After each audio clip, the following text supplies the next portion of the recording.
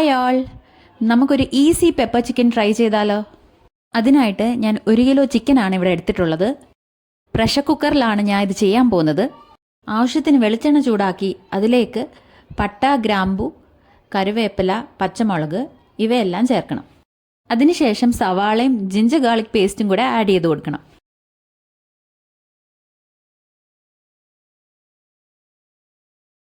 സവാള പെട്ടെന്ന് വഴറ്റി കിട്ടാനായിട്ട് കുറച്ച് ഉപ്പും കൂടെ അതിലേക്ക് ആഡ് ചെയ്യണം.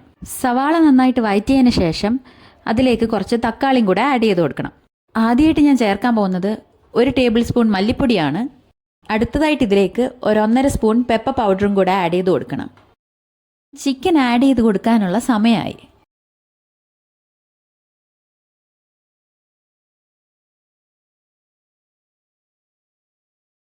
ചിക്കൻ ഒന്ന് മിക്സ് ചെയ്തെടുത്തതിന് ശേഷം അതിലേക്ക് ആവശ്യത്തിന് വെള്ളം ഒഴിച്ച് കുക്കർ അടച്ച് വേവിക്കാൻ വെക്കുക. 4 വിസിലിന് ശേഷം കുക്കർ ഓപ്പൺ ചെയ്യുക.